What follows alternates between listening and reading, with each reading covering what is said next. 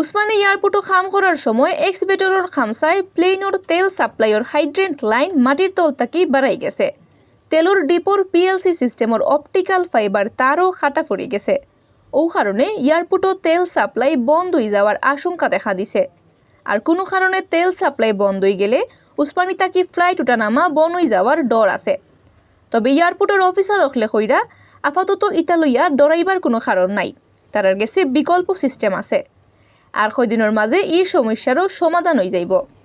সিলেট এয়ারপোর্টও নয়া terminal building বানানি আর রানওয়ের বাড়ানির খাম সহ বহুত জাতর উন্নয়ন খাম চলের।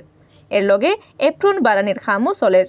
4 নম্বর বোর্ডিং ব্রিজ এলাকাত এপ্রন বাড়ানির খাম করার সময় এক্সবেটর দিয়া মাটি কুদতে গিয়া পদ্মা ওয়েল কোম্পানির ZA হাইড্রেট লাইন মাটির তল থাকি বাড়াই যায়। এই সময় ডিপোর পিএলসি সিস্টেমর OFC তার খাটা ফড়ি গেছে। OFC তার খাটা ফড়ায় ইমার্জেন্সি শার্ট অফ বাটনের লগে ডিপোর কানেকশন ছুটি যায়। 12 বছরের রিপ্লেসমেন্ট গ্যারান্টি নিয়ে তানভীর মেটালই প্রথম বাংলাদেশে। তানভীর মেটালের স্মার্ট পণ্য ব্যবহার করুন, স্মার্ট হন। তেলর সাপ্লাই বন্ধ হয়ে যাওয়ার ডরের বিষয় উল্লেখ করিয়া গেছে 20 নভেম্বর উসমানী এয়ারপোর্টের ডাইরেক্টরে সিটি দিছে পদ্মা ওয়েল কোম্পানিয়ে। কোম্পানির এমডির পক্ষে ডিএমডি মোহাম্মদ আনোয়ার সাদাতে ই সিটি দিছেন।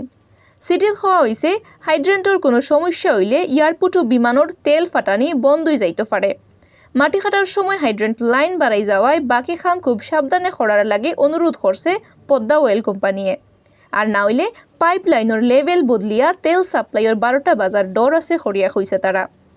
এই ব্যাপারে উসমানী এয়ারপোর্টের ডাইরেক্টর হাফিজ আহমদে কইছেন, উন্নয়ন খামর লাগি 4 নম্বর বোর্ডিং ব্রিজের খান্দাত এপ্রন বাড়ানির খাম চলার সময় তার খাটা পড়ছে। এটা বড় কোনো ঘটনা নাই। একটা ছাড়াও হাইড্রেন্ট লাইন মাটির তল থেকে বাড়াই যাওয়ার যে ঘটনা ঘটছে এটাও বড় কিছু নাই। এর লাগি তেল সাপ্লাইত কোনো সমস্যা হইতো নাই। তাই আরও কইছেন, যদি কোনো কারণে তেল সাপ্লাই বন্ধ হয়ে যায় তাইলেও বড় ধরনের সমস্যা হইতো নাই। কারণ এর আগে যখন সিলেট এয়ারপোর্টত তেল ভরার সিস্টেম আসিল না তখনও ফ্লাইট উঠানামা করছে। ও কারণে ইতা লইয়া বেশ ডরাইবার কোনটা নাই।